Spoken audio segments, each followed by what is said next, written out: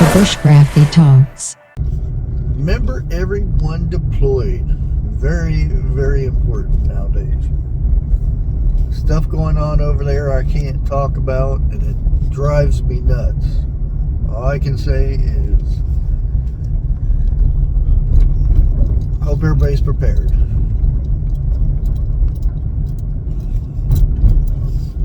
Oh.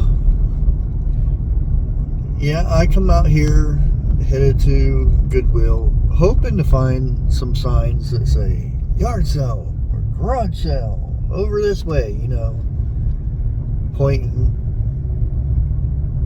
Nobody does yard sales anymore. Have you noticed how there's no outside activity where you're going to? It's very strange. I don't know. It's very strange. Not my side of the family, but my wife's side of the family used to have reunions. There was a couple different ones, and I would get invited to bring the kids and whatnot. Ever since the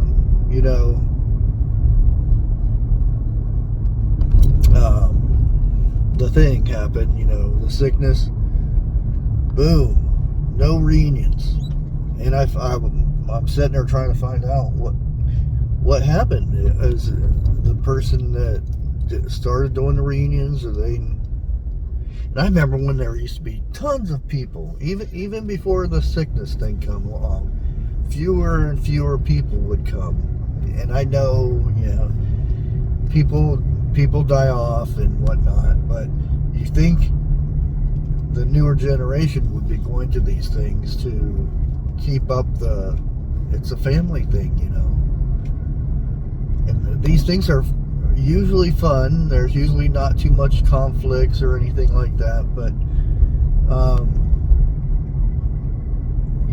there's just not, people don't like to be sociable anymore. It's like you stop and you let somebody go across the road,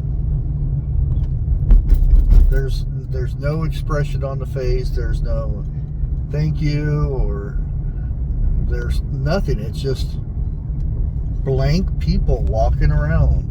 It's like we're living in one of those movies to where nobody has emotions, or happy emotions at that.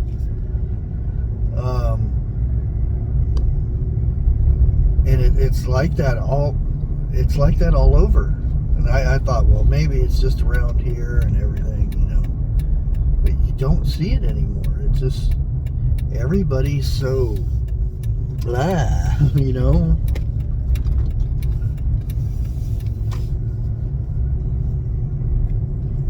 I don't know. And my grandma's side of the family, they used to have really huge reunions. I mean, hundreds of people would show up for those. I never went because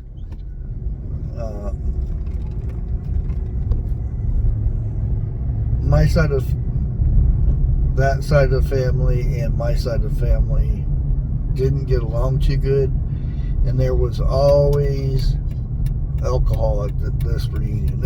Always. And by the end of it, there were fights. And again, I was not always a very nice person. I had a very, very short temper. I mean, it was microscopic short temper. And anything that would trigger that, I don't want to be involved in that type of scenario. So I stay away from that. It's just like if somebody just are trying to clean up, and they've been an alcoholic all their lives, and they don't want to go to a bar and be around a bunch of people who's drinking. It's that same concept, kind of. I don't want to be around that kind of thing where it'll trigger anger and whatnot. Because I think I've pretty much controlled it a good bit of my life, or the second half of my life, I say. Mainly after my meeting my wife and whatnot. And because before that, I didn't care about religion or anything like that, and I started going to church with her and learning things, and it transformed me. It's very weird how somebody the way I was could be transformed into something totally different. I mean, and this is a truth,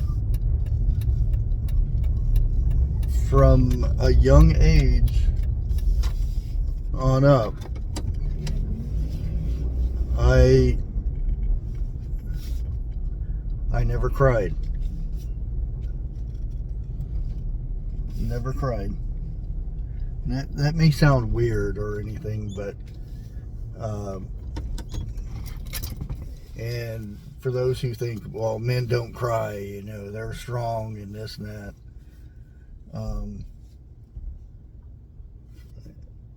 until I met my wife, and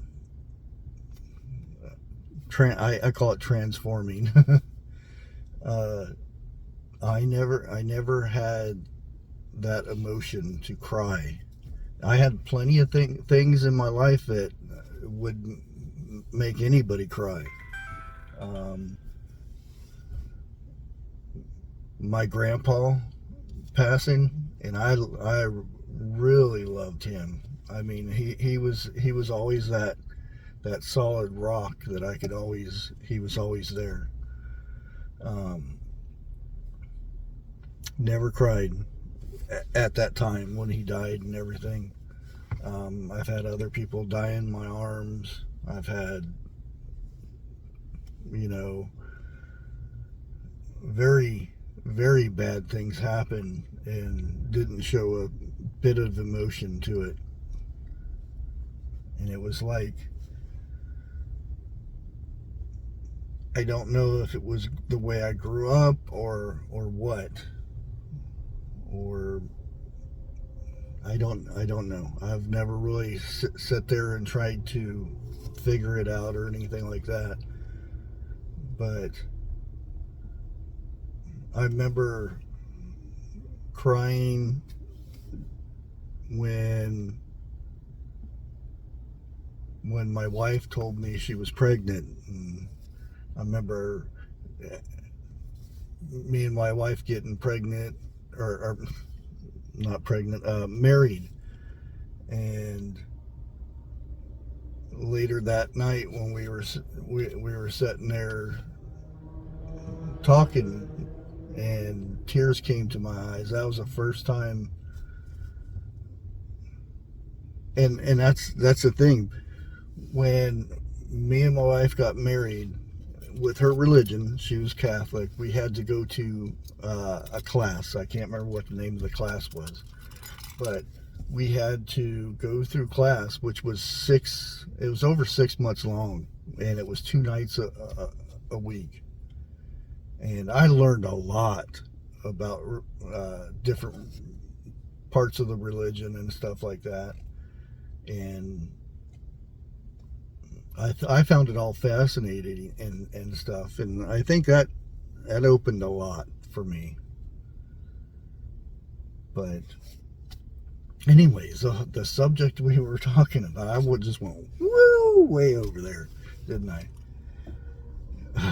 Anyways, guys,